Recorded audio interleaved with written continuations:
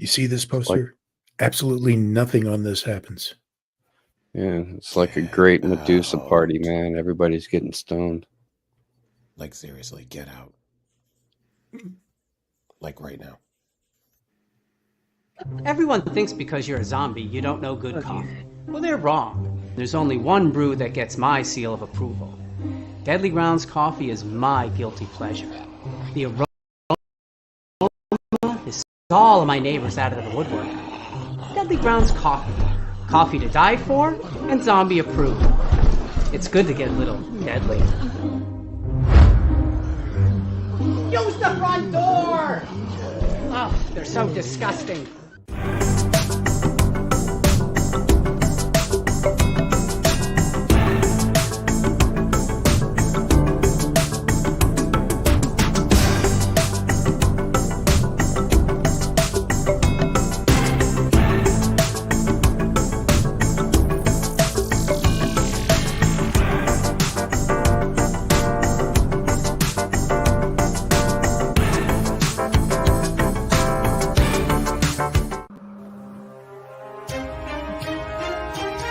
The Dorkening and all affiliated shows are not intended for anyone under the age of 18. The following may contain discussions or scenes that have adult situations, graphic violence, nudity, strong sexual content, and graphic language. This show is intended for mature audiences only. Viewer discretion is advised.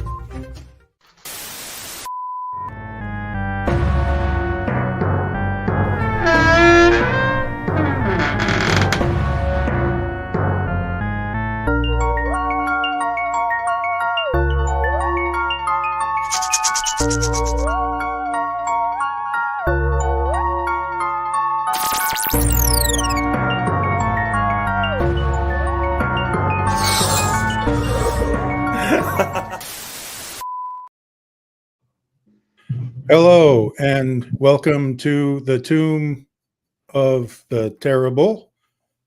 I am your humble servant, UncleNecRo, and joining me tonight are Del, Friday, and Chaos, and also Ron. How you guys doing? That'll make sense later. But we're doing good. It's Ratatosker's 2-year anniversary of being part of the Owlite Network. He is celebrating with some butter pecan moonshine, and he's kind of sad that this show is his 2-year anniversary because not Tomb of the Terrible in general, but the movie that we had to watch for it. He wasn't nearly as thrilled as he was hoping he would be. Tell your friend there not to go anywhere near New York because they'll just kill him. You haven't seen? Oh, yeah. That was, let's have a moment of silence for the squirrel. Mr. Peanut. I mean, come on, he had a hat. So now that I've brought everybody down here, tonight we are continuing down this dark, twisted path that Del has set us up on by exploring the Amityville movies with discussing the 2023. Is it more of a short movie or a movie-ette? Anyway, we watched Amityville Emanuelle. It was written by Gino McGee and directed by Louis Di Stefano. Amityville Emanuelle defies your expectations by featuring no Amityville house and no actual Emmanuel, but does feature a young set of friends who, when happens to be the before then never mentioned surviving daughter of George Lutz, manages to make a purchase of the house of her dreams, is gifted the ashes of a deranged killer given to her in a cocktail shaker for some reason. And suddenly she starts acting all weird and stuff. Is she possessed or just incredibly horny? Whatever it is, don't forget to order the pizza. So, is this everybody's first time watching this? Yeah, same here. Same here. We have a lot to say about this movie. And I guess we'll start with the what was our first impressions of this, Del? Well, given that we actually do research a little bit before we just watch these guys. Emmanuelle is supposed to be something that would be a grabber as well as the Amityville as far as clickbait goes, because there are a series of Emmanuelle movies that started back in the 70s. And it's kind of like a slightly less porn version of The Devil in Miss Jones, but it's a woman who's out exploring all of her adult needs. And they apparently just figured if they had somebody who got hot over people in this one, that would count. Like, ooh, look, we're going to have a woman who wants to have sex. We can call it Emmanuelle, even though there's nobody in there called Emmanuelle. And so, I don't know. I guess I don't know whether to be excited or disappointed that there was not as much involved as I thought there was going to be, because there could have been some pretty nasty stuff, but they decided to go with I don't know what rating, but just it was very odd. I was not really completely prepared for this movie. We have a lot of screenshots too we'll share as we get going later on, but Goody.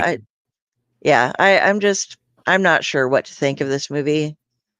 But we'll do that, and then when we get back to the next round, I'll show the different pictures so we can Sure. kind of discuss things. Okay.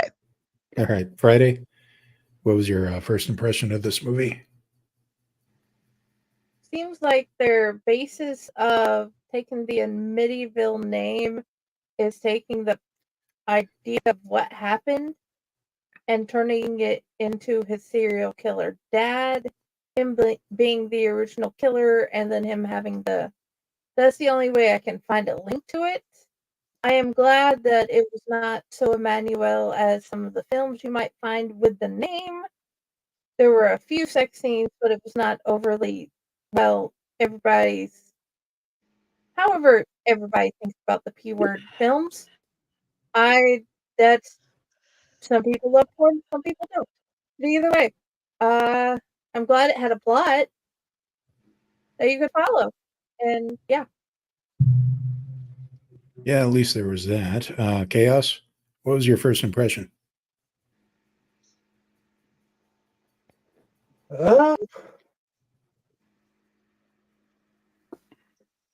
Besides the fact that it had the plot, I do gotta admit there was one link to the other style of films, and that was that one lady's level of acting.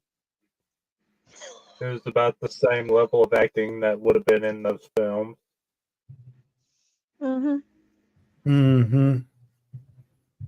So, all right, and I'm sure we'll get to that here sooner or later. Ron, what was your first impression of this movie?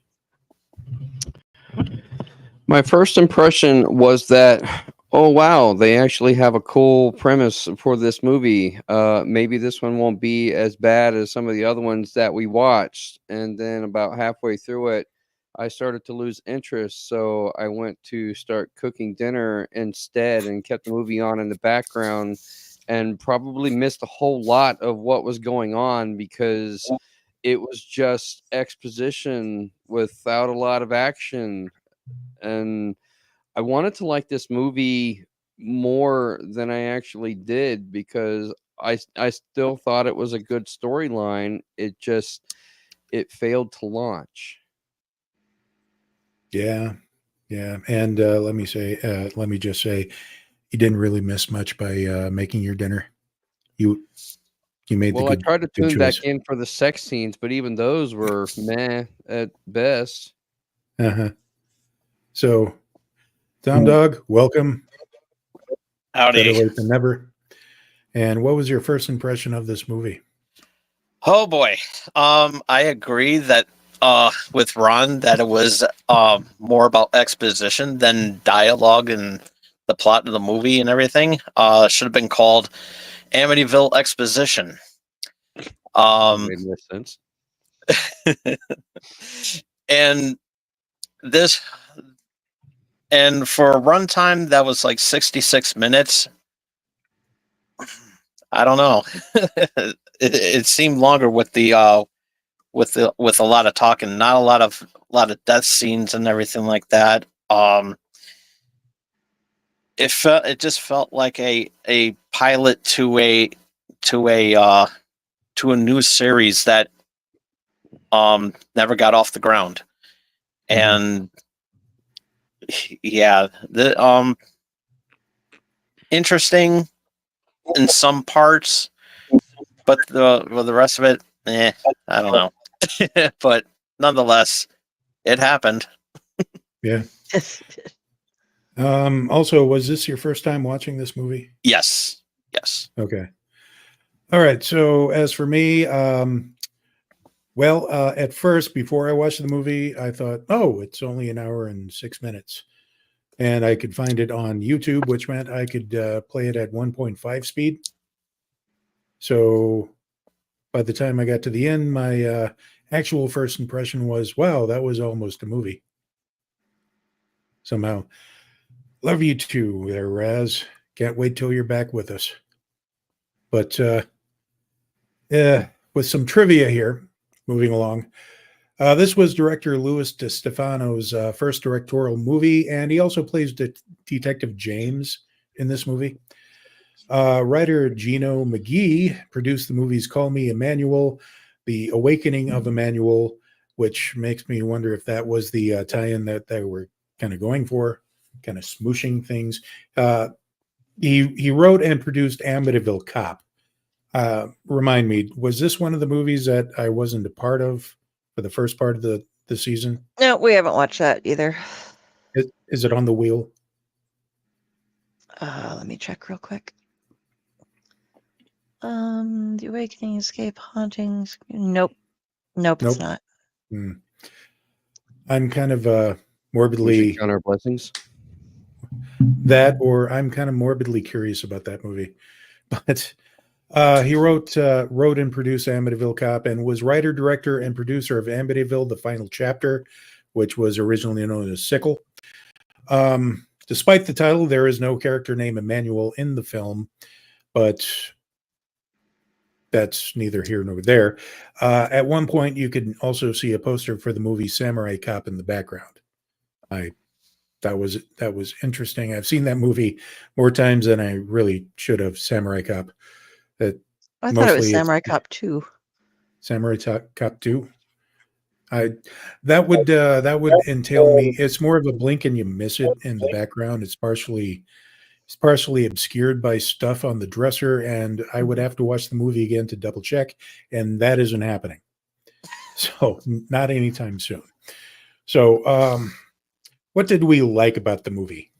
I'm sure there's stuff we liked about the movie. Del, we're going to start with you. Okay, I'm going to go through and do the breakdown real quick. Okay, guys. So, this gal is Laura Lutz. And, oh my gosh, those are Ronald DeFeo's ashes that were given to her by a weird-ass neighbor when she moved into her new house. I don't understand it either. That would be Ronald DeFeo's son, who he was adopted. He doesn't know anything. So she gets all excited and oh wait, wrong one. She goes out with this guy, right? Because her friend is like, you haven't gotten laid for a while. You need to go. And so she hooks her up with this guy. Then the next night or so, she goes to a bar and she sees these two guys. And she's like, hey, what you down for? And the guy in front's like, how does that work if you want to have both of it? And the other guy's just like, come on. So they go back to her house and yeehaw. Meanwhile, there's this Ouija board you can see on the ground, and that would be Ronald DeFeo standing there when her friends just decide that they're going to his girlfriend decides that they're just going to go ahead and she's the one over there and have a Ouija board thing at the house, and he sees his dad killing everybody. And so then they're like, "Oh, what do we do about this? Oh, we have all these ashes." And they're like, "Oh, well, he's a history teacher, that I slept with the other night. So we'll have him tell us what to do." And he's like, "Yeah, so this is who it is, but I don't know what to do because I'm a history teacher." And they're like, "Damn." And she's like, "You know what? I have this cousin who has pink hair and diamonds on her head, and she's a medium. So let's go ahead and like summon him." And then he shows up and he's like, "Ah, look, come to daddy." Ah!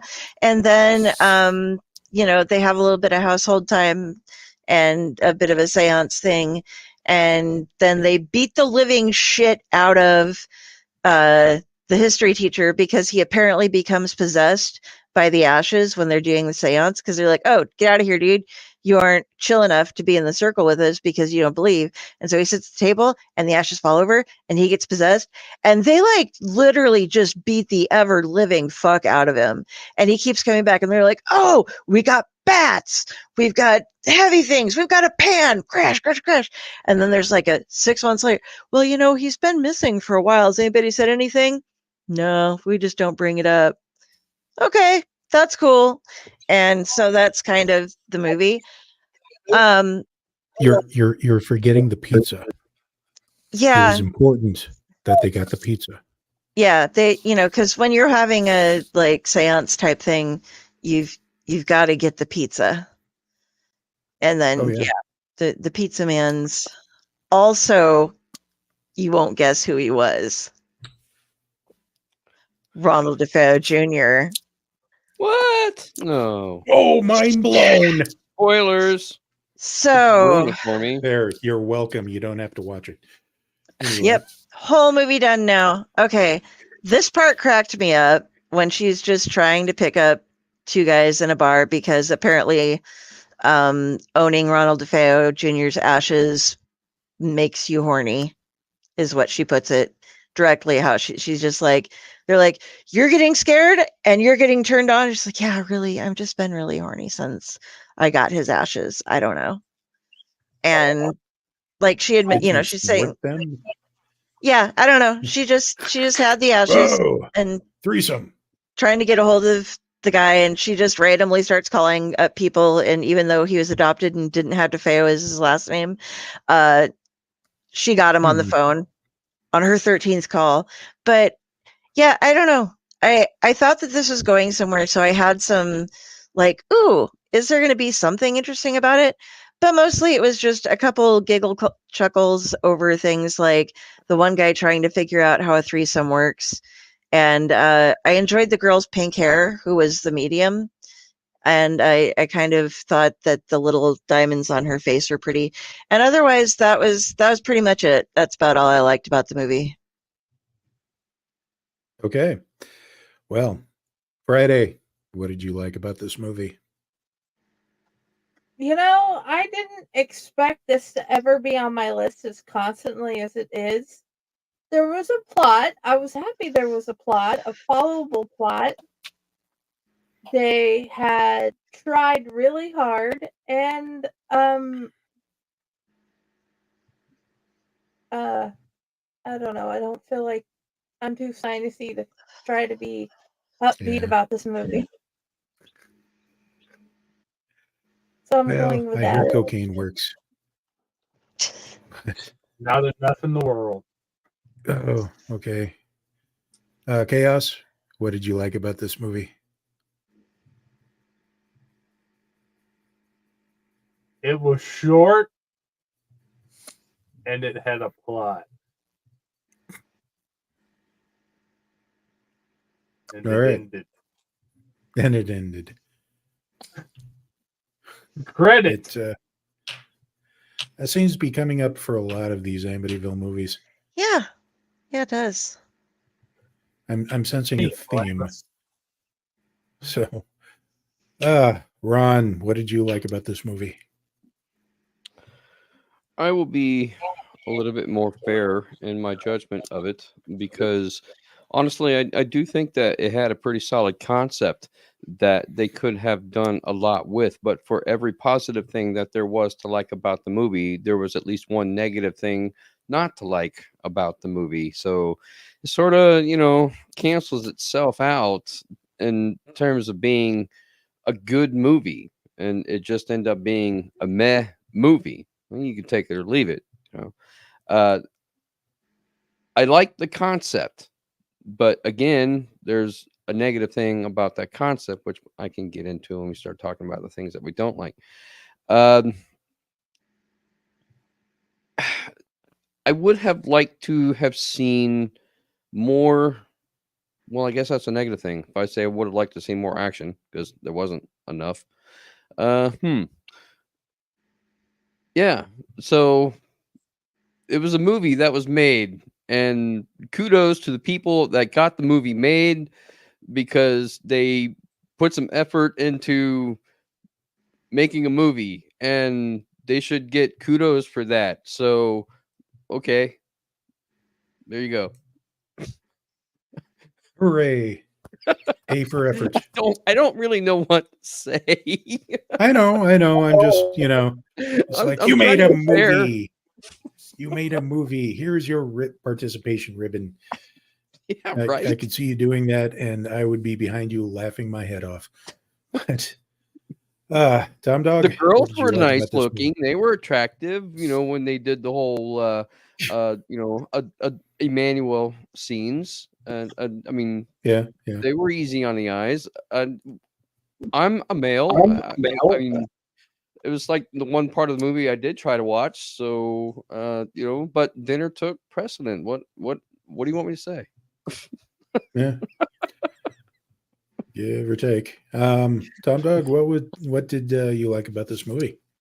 There were some some comedy scenes, some comedy bits in there that I thought were pretty funny.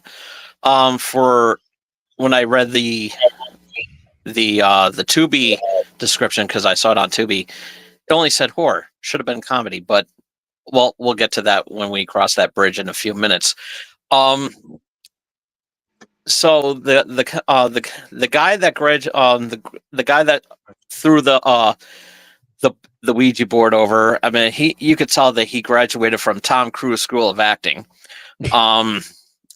So yeah, that was pretty funny. And the one line that's quotable, and which I had to rewind and replay because it was funny, was "Buy me a drink and I'll like the longer version." And so yeah, little innuendo there, and I like that. So, and there was a plot, there was a passable plot to the movie, which I thought was because it was a pretty good concept, and I think we all can agree with that. And yeah, it was and one more thing that I liked about it was there were a couple of good scary scenes, like a good little, oh boy, that little, not that big of a jump scare, but just the right amount of jump scare.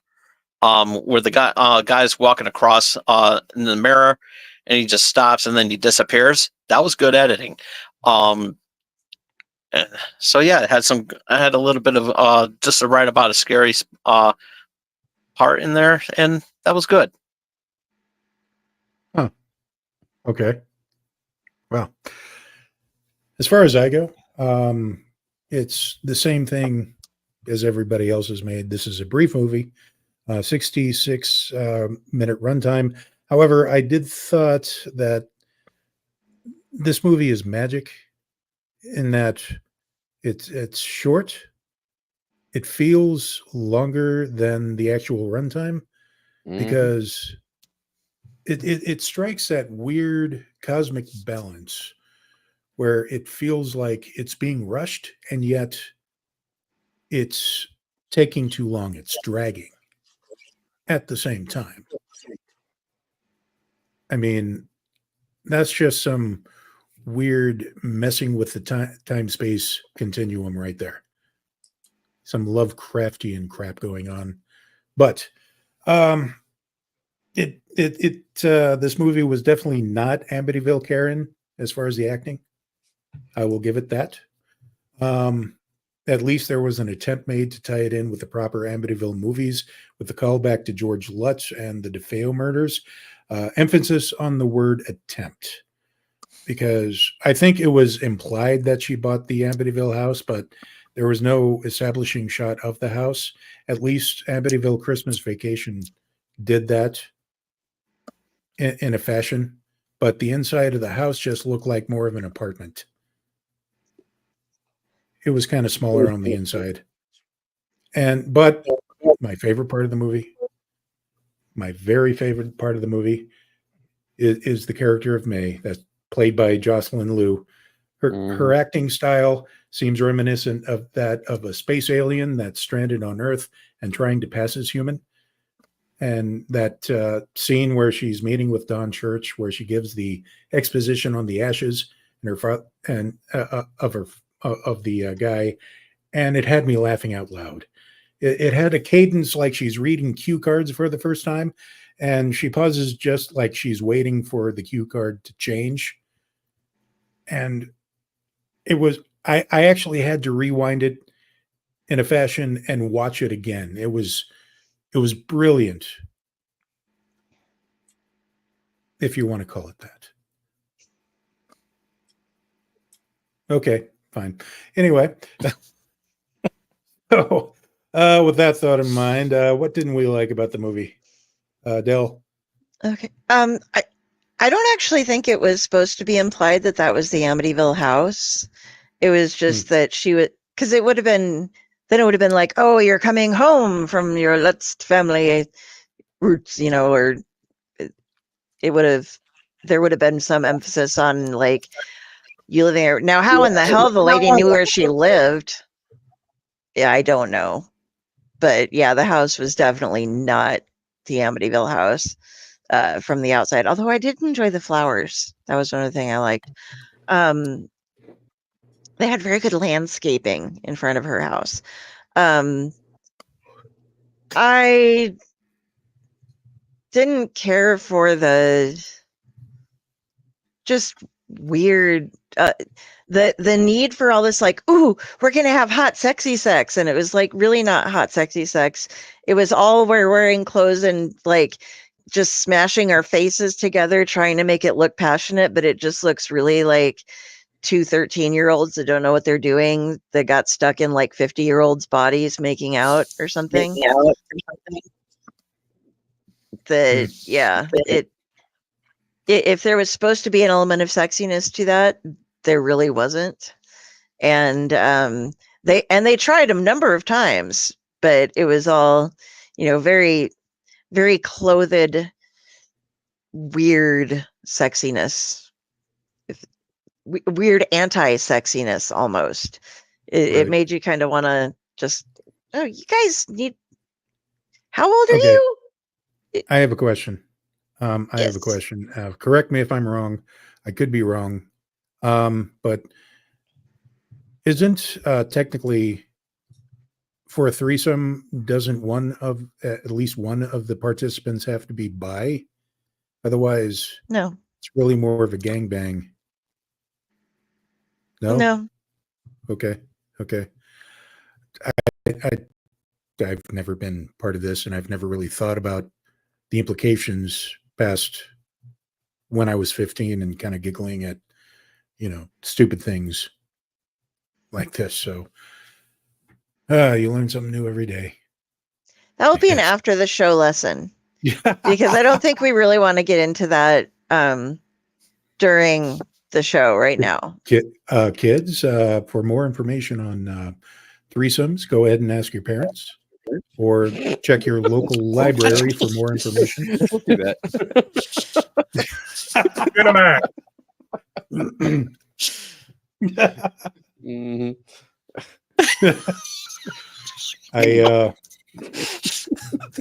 Don't judge me. I deserve that. Anyway. Thanks, Raz. I deserve that. So, Friday, what didn't you like about the movie? They never read a romance book in their lives. they have no, I don't think they ever actually had anything passionate in their lives. And it showed. It was rushed, and it's like a guy who has only watched really bad porn had told them how to act. That explains the name.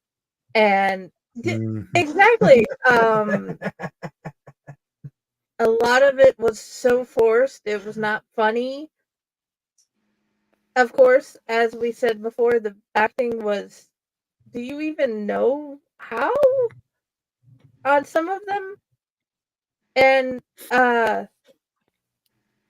besides a lot of bad sex scenes, there were no killing scenes. There was One, I think. there how in a movie like this, how many do you expect to see? Anyway, they don't know. There's anyway. Moving on. Somebody else. Okay, Chaos. What didn't you like about the movie? Okay, apparently I've been tagged in here. Well, I'm trying to figure out what the hell was with the. I'm gonna have a conversation with this creepy, horrible acting lady who just gave me these ashes yesterday, and then proceed to go back to my room for special alone time. Yeah, that was weird. Just went straight from the conversation in the morning to right to the bedroom for the special alone time. With a ghost. That But the ghost with all his clothes still on, apparently. Yeah. Just that lack of transition just kind of broke my brain for a minute. And then, oh my God, I've seen better acting in porn movies than May gave in that entire movie.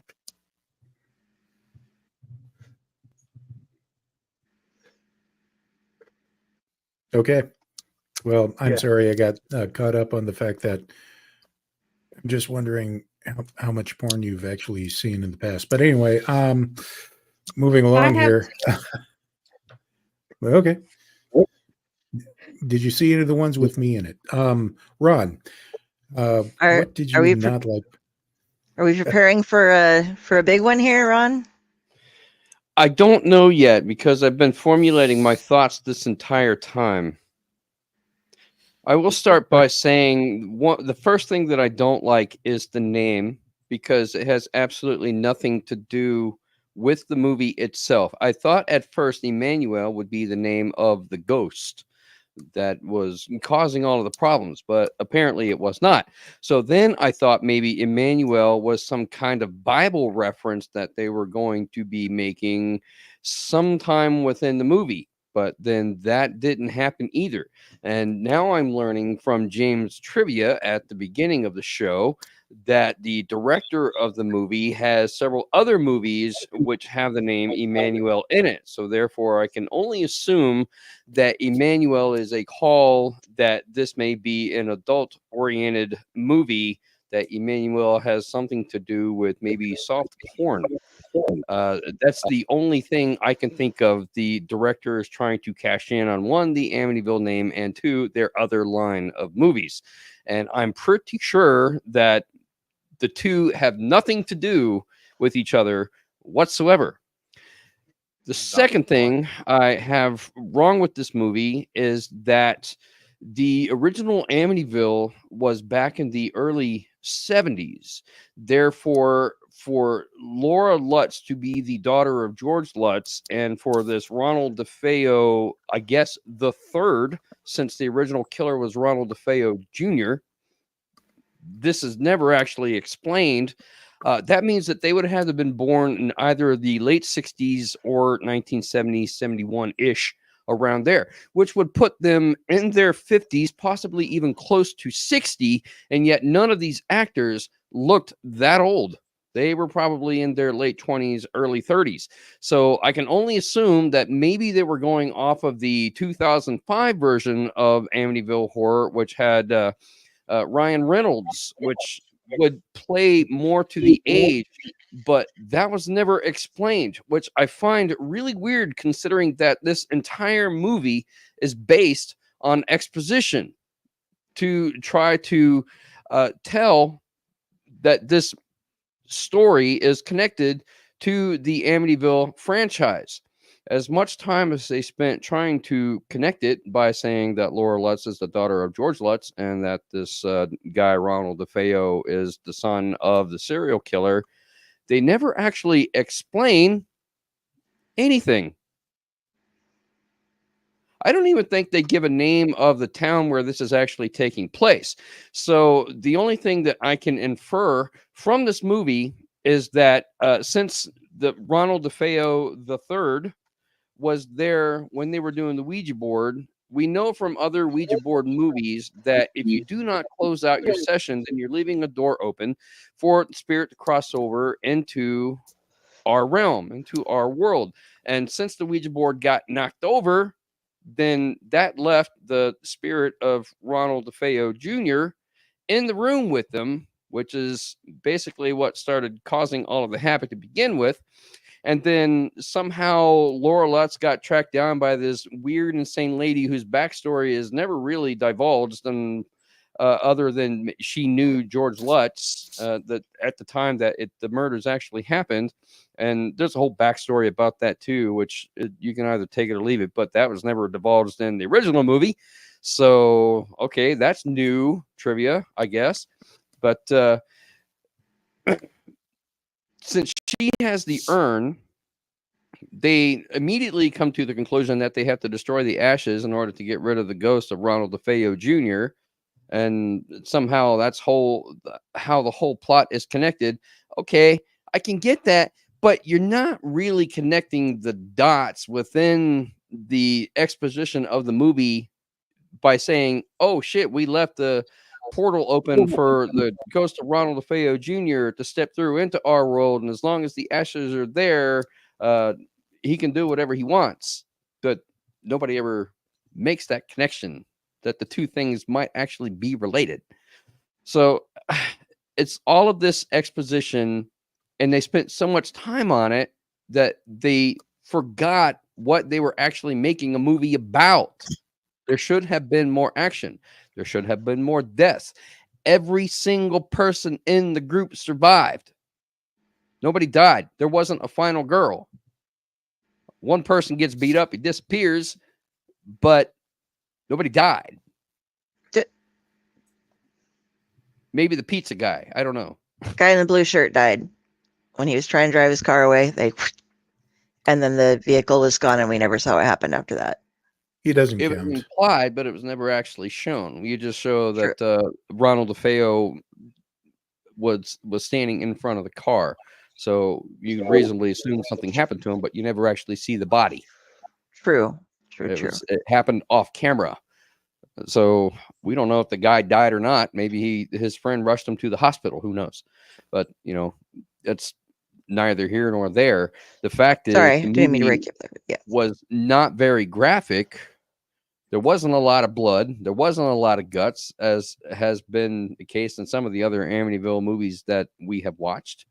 Even the character of Ronald DeFeo Jr., since he's never actually been that much on screen before, except in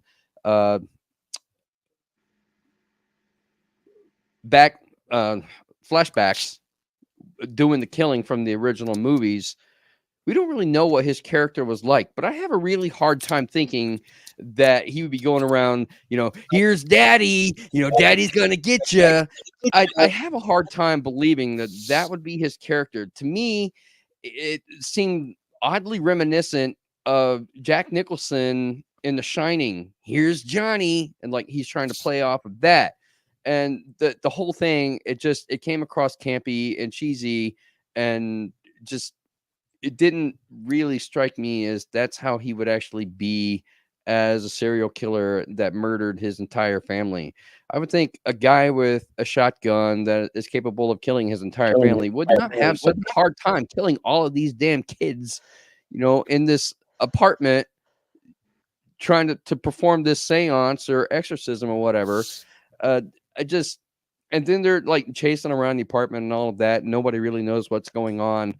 And then the final thing is, okay, hey, all of a sudden it's over. Okay, sure. Well, what are we going to do now? Well, let's order a pizza. Yeah. Okay. That's the first thing I'm going to think about after I just went through a traumatic ordeal of exorcising some demon that was a serial killer. That's the first thing I'm going to think about. Oh gosh, I'm hungry. Let's order a pizza. And then they dragged that part out entirely too long that you knew there had to be something next. And oh my gosh, what is it? Oh no, the pizza guy is Ronald W Jr. Who would have seen that coming?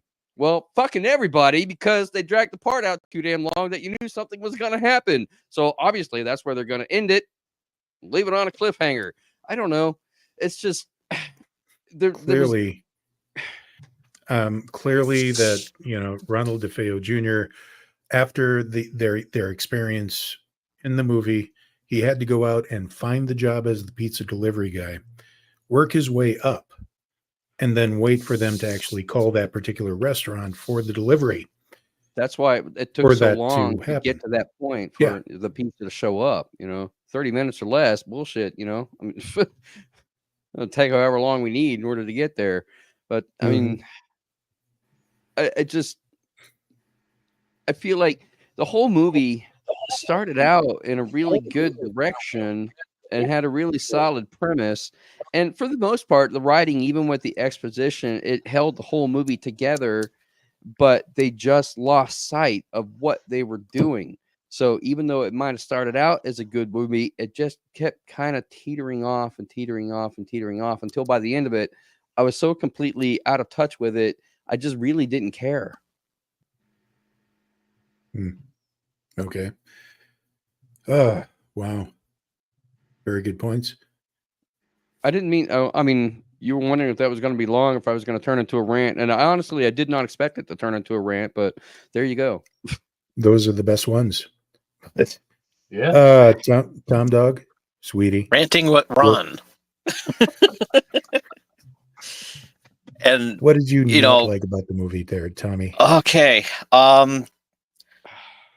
The false advertising. This was supposed to be a horror. It was not. It should have been like maybe a little comedy, because it was more into the comedy than it was into the horror. There was no violence in the movie. The violence that was supposed to be in the movie was off screen. The guy Tom offended me. The Tom character offended me as a fellow Tom. Because this kid was so clueless about threesomes, and I was so mad about that. I was like, oh my god, it's like, why did he live? It was horrible. Speaking of which, the love scenes were not that impressive. Especially when the one love making with the couple, with discount Tom Cruise and his girlfriend, whenever they started making love, it always jumped right into a scene from the city, and I'm like, okay. So that was pointless. The Ouija board was should have been an actual witch board, instead of having Parker Brothers on the side. That was a letdown. The fighting of the, beating this guy up that was possessed by the spirit, that was corny. I feel bad for the for the person, for the people or person who had to smoke an entire carton of cigarettes just to get the ashes into the urn. I felt really bad for that. It was horrible. it was just awful, and the fact that it wasn't 66 minutes and 6 seconds was also a disappointment. So anybody who got that, bravo. But yeah, it was boring. It was more like the it was more like the Amityville boring instead of Emmanuelle. Well, was it Amityville Sudafed? Yes. It'll put you night. But Friday, you had something extra to say there? How they ran around at the end trying to get away, it was almost like a failed ode to Scooby-Doo. Yeah, I was thinking the exact same thing. Because they could have like played the music from Walgreens. Walgreens, no. They could have just played the Scooby-Doo music or that fake rock and roll they would have on the cartoons. That would have gone perfectly. But Del, something about Killer Sofa? Yeah, I think a much sexier character in the movies that we've watched throughout the time on this show, that this guy provided much sexier scenes with just him and his gal than anything provided for us in this movie. He was the man, dude. I mean, he knew how to romance and how to be plush. So I'm That just spring saying. of his, man. Yeah. That spring of his. Yeah, he had it. He was definitely a grower, not a shower. But fully extended and reclined. Mm-hmm. Oh yeah.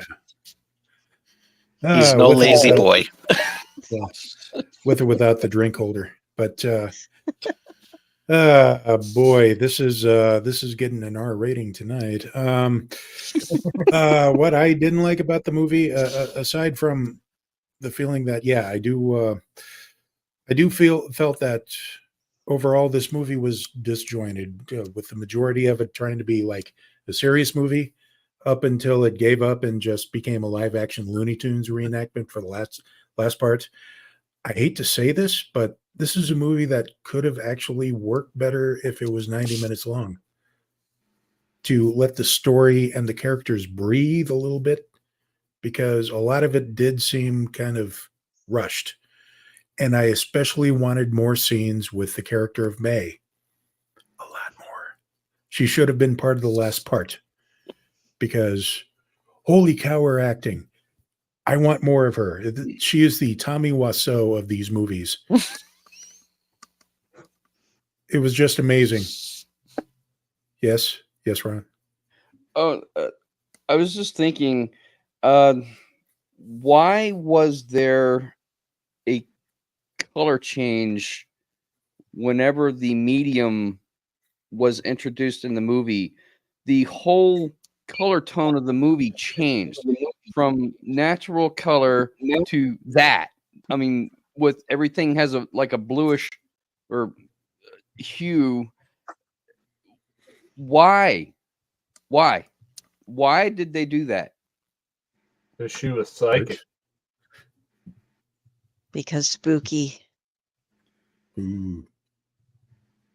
Because somebody turned on the blue light. There was no point to it. The whole thing was filmed in a Kmart, and they were doing a special at that moment. Kmart would have better lighting. Kmart's still a thing. But as far as the big twist at the end, what they should have done was when they were all sitting on the couch laughing and talking about the pizza, the camera should have zoomed out, and it was revealed that they were all trapped in a snow globe on a shelf full of snow globes inside the Amityville house somewhere. It would have made just about as much sense. So there. And maybe There's except another there's little. Somebody's Right. making that now. Just as you said that, there's some guy who just scrolled down and is Amityville. gonna like Hold on. You got Amityville more? snow Okay. globe. Amityville Krampus, here we go. I mean, if you want to put me as a producer credit or writing credit, by all means, I could use the cash. So You could almost just pick any word and put it with Amityville, and you got a movie right there, like Amityville Tiddlywinks or something. or And Amityville Barca Amityville Lounger. Shit Show. The guy who made Killer Sofa really should get in on this, like Amityville Barca Lounger. No, we want a really good Killer Sofa 2. A really good one. Hey, maybe we should get the Velocipaster to come and do an exorcism on the house Hmm. for the ashes. Oh wow, my brain just went to places. But before, Amityville Third Monster. right? Amityville. Oh. I believe that was Killer Toilet. Yeah, Death Toilet. Yeah, Death Toilet. If that okay, we really need to pay some bills now before this gets out of hand. So we'll be right back with some other plugs, ratings, and recommendations, and Sam's review. So.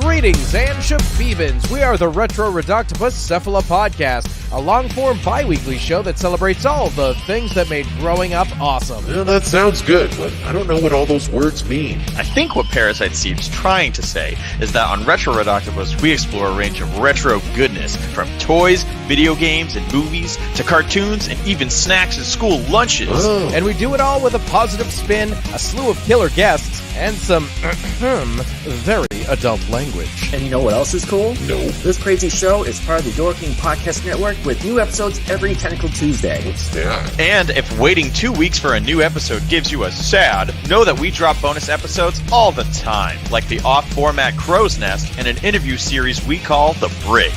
You can listen to Retro Redoctopus on Apple Podcasts, Spotify, Stitcher, or any app that's cool enough to carry the only show that celebrates all the things that make growing up awesome.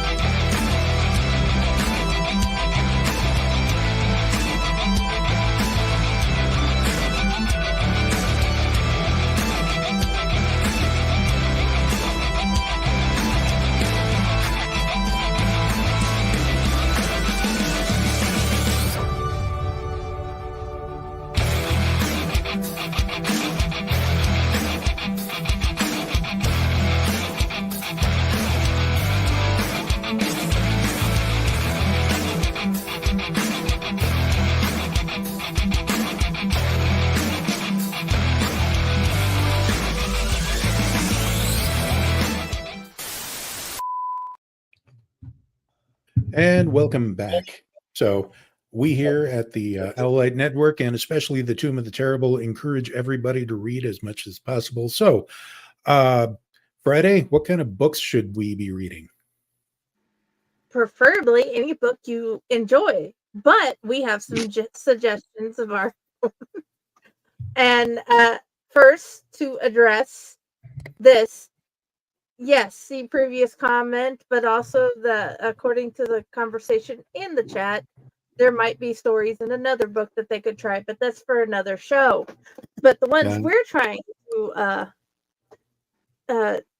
you'll see the ads later from our lovely Cthulhu overlord Stefan.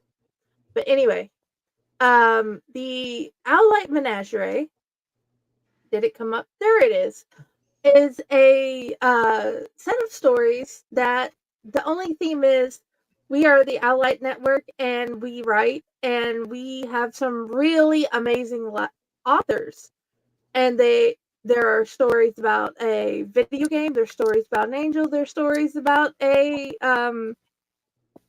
basically the Groundhog Day in a mental institution. And there's a ghost story and a story about an owl and a mouse and so many more.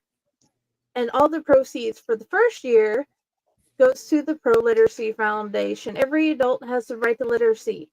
So we would love it if you bought the book or if you gave them a donation, either way. And on the 25th, the Nightmare Whiskers book just came out. We have a great set of stories in here. We have stories about spiders. We have stories about creatures that are taller than the trees. We have stories about a science project that has definitely gone wrong. And we have stories of all types. And please come see what monsters we collectively came up with. And there are some scary ones. And I'm just sad Gronk cannot be my best friend. Okay. Well, ratings and recommendations now. So, Del, what would you rate this and would you recommend it? Oh God, no. No, this would not get a recommendation at all. I have been known to give zeros in the past. I'm giving this one a 2, just so that I don't have to give out more zeros. If that makes any sense. It wasn't like we're saying, and this is so horrible that we have to say it. It was a movie, unlike Manos Hands of Fate. And like the soundtrack did line up with the actual footage, and there was this plot. As far Tom Dog was saying, false advertising. It wasn't horror. This falls into a category that, it's not horror. It's not. It's just movie. Like if you looked up genre, there wouldn't be one. It's just like, no, this is just a movie. But what kind of movie? Just a movie. That's what it is. It's a movie. I'm wondering if Amityville is becoming its own genre now. It has its own Fangoria award. Yeah. Fangoria has an Amityville award. Yeah. Okay. So, 2 and no recommendations. Okay.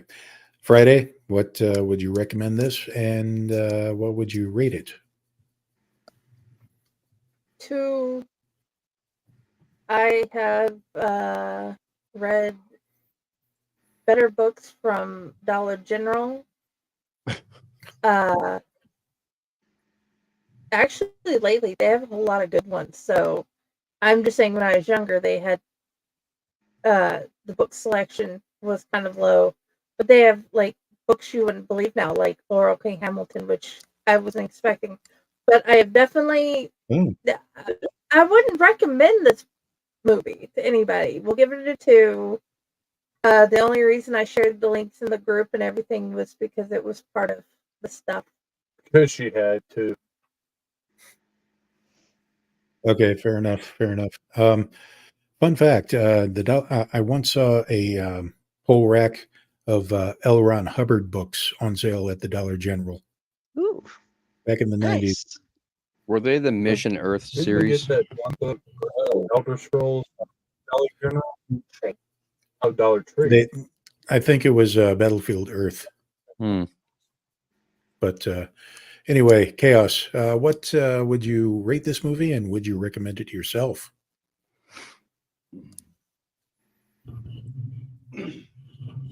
I would not recommend it at all. Okay. And I have to give it a 1 for the simple fact that it had a plot, and that's it. Okay. Fair enough. Fair enough. Gesundheit, Tom. Thank you. Bless That was you. adorable. Thank you. Ron, what would you Aw. rate this movie, and would you recommend it?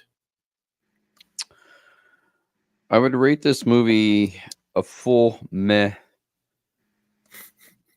I started out wanting to like this movie, and I thought that it had a good concept, so I was pretty darn willing to actually give it a 4, but then it just kept going downhill. So it might have started out like a 4, but it basically ended up around, like Dell said, a 2, because I started losing interest after a while. No, I could not recommend this movie because there was really nothing to keep my interest, and I don't want to be known as that guy that's going to recommend a movie that I couldn't even, get through watching myself. If there had been better sex scenes, or if there had been more killing or more gore or more violence, then maybe I would have recommended it just on, the sheer campiness factor alone. But there's really nothing to it other than just exposition. If I wanted that, hell, I'd read a book. I'd go buy Battlefield Earth from Dollar General and read that. It's 1,066 pages of exposition. So, yeah, I mean, I can't even stack it up against Battlefield Earth. Had that pizza actually shown up in the movie, it would have been given more. But Tom Dog, what would you rate this, and would you recommend it? I'm gonna rate this like Dell and Ron, a solid deuce. This was crappy. So a solid deuce. And picking up where Pyle should have been doing. But anyway, we miss you, Pyle. Hope we can see you here again soon. But anyway, proceed. Sorry about that. Yes. And would I recommend this? No. I can't in good conscience recommend this to anybody because like I have to agree with Ron on this one. There was a plot, but then it just started going downhill, and it was just horrible. And the fact that we don't know why it's called Amityville Emanuelle, which it just makes no sense. And the sex scenes were disappointing, but with me talking, I'll talk about threesomes on my show, so that's not worrying about it. That. And anyways, because that's just right up my alley. And wait, what? So huh? Tonight we're talking about crossing swords. And see, this is why I'm here. We gave our disclaimer, right? I mean, okay. Yeah. Tonight on the show, we're rating butt plugs. Now, Amityville That's butt next plug. week's show. That's what she They said. probably made it okay. Love you, Raz. And it was just awful. And, it was just a disappointment all around and everything. It could have been something had it been something, but it was none of that. So yeah, solid deuce, no recommendations. Okay. We're all agreed at least on that, on the recommending part, because believe it or not, I'm giving it a 4 out of 10, but mostly that hinges on a solid 2 coming from the character of May and that actress alone. Otherwise, I can't really recommend this to anybody. I've been watching and reviewing B movies for a very, very long time in my half century of existence here. One thing that you learn is that you should never use the poster art to figure out what the quality of the movie is. In this case, almost nothing on the poster art actually has anything to do with the movie itself. This is Amityville Emanuelle is the perfect example of like all sizzle, no steak. And it would have been marginally better if it leaned more toward either being serious or just embracing the silly, like on Amityville Christmas Vacation. As a matter of fact, I would recommend watching Amityville Christmas Vacation again. That was a good one. Yeah, that was a very good one. So, at this point, we're doing the 5-star reviews. I did find one. However, Del will also be reading our permanent honorary host, honorary guest, Sam. We're going to hear his take, but the only one I could find on Amazon for a 5-star review, it's A Great Watch by Richard A. D. A is in Amityville, D is in dumb. But super fun, creepy, and intense. Great to have seen my good friends Dawn and Jesselyn do magnificent performances. Great job to all the production team. Thanks. And thank you, Richard. Your endorsement check is in the mail. So we can see why that got a 5-star review from that guy. But Del, why don't you go ahead and tell us what Sam thought of this?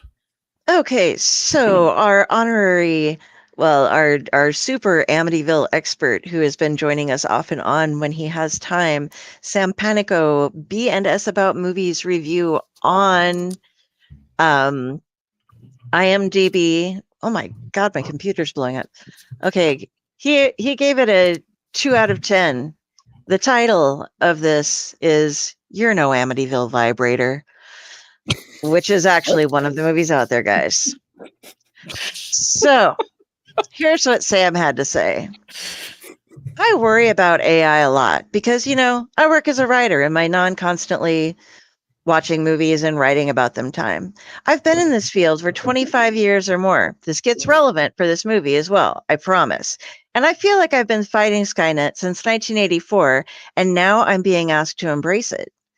This is all being confided in you, dear reader, because I feel like Amityville Emanuelle has been concocted by the very same eye that I've been asked to use for my work, and not director Louis DeStefano, who also plays Detective James and is directing his first movie, and Gino McGahey, producer of Call Me Emmanuelle, The Awakening of Emmanuelle, and the writer and producer of Amityville Cop, and the writer, director, and producer of Amityville The Final Chapter, which was originally known as Sickle.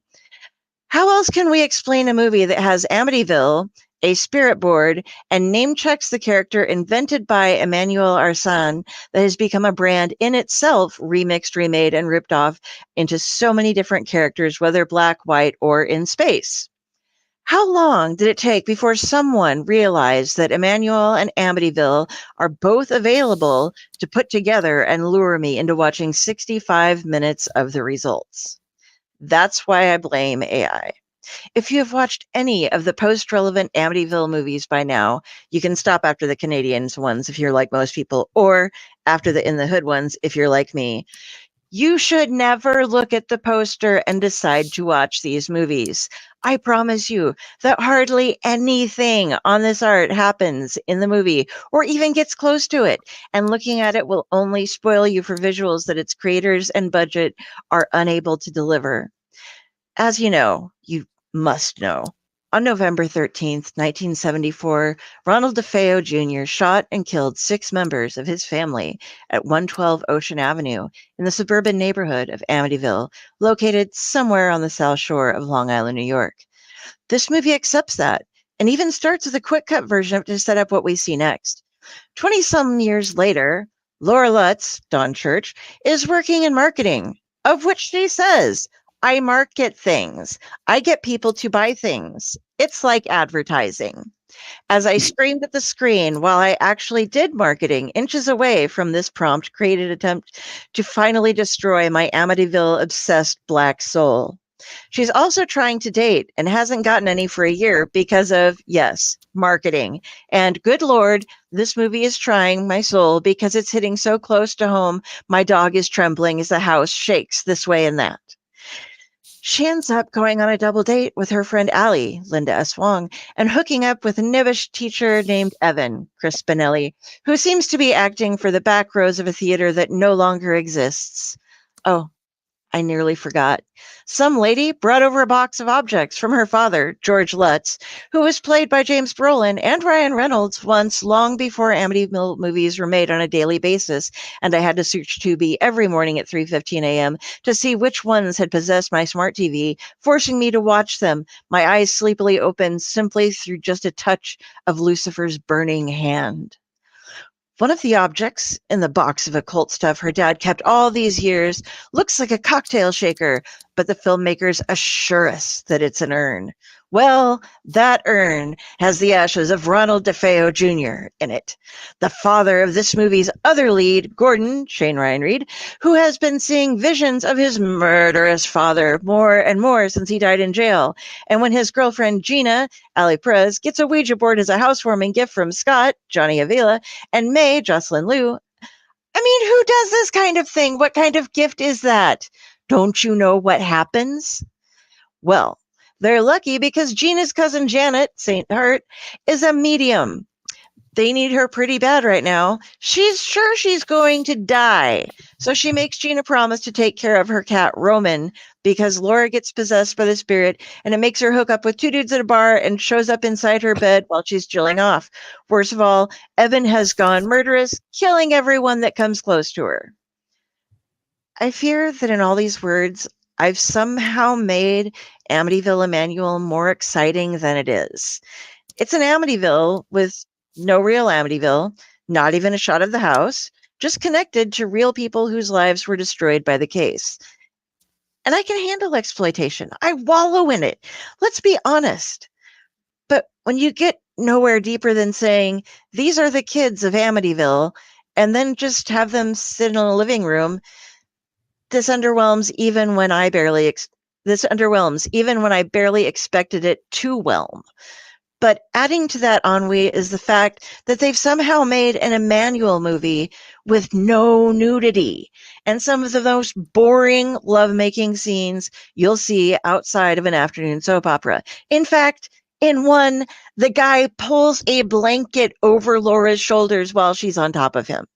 This is an Emmanuelle movie with one M, and that means that Joe D'Amato is practically spinning so fast in his grave now that he is about to burst forth from the earth at the utter gall of making even a softcore sex movie the unsexiest sex you've ever seen since you found your parents' hardback of Dr. Alex Comfort's The Joy of Sex. Children of the 70s, remember when the only nudity you could find was in the Sears catalog bra pages? That was volcanic compared to this flaccid nonsense. Nearly everyone that acted in this either produced or also worked behind the camera. No one is blameless. You did it to yourself. You do, and that's what really hurts, as they say, or sing.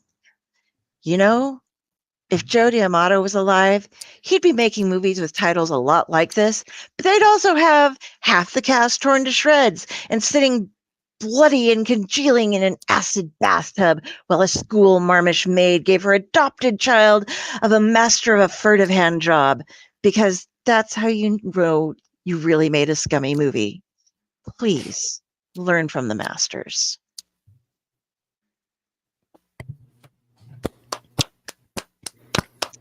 Wow. thoroughly enjoyed that. Sam's got away, man. Yes, he does. Right. We need him on the show again. If you're watching, and I know you are welcome here anytime, sir. So You should have been on. So let's go ahead and spin the wheel to see what we're going to be tortured with next week. Ah, yes. So. Yes. You shall get the wheel ready. Oh, I got it. Bing. Make it big. Everybody ready? I'm ready. 2 seconds. Sure. Okay. Okay. Amityville.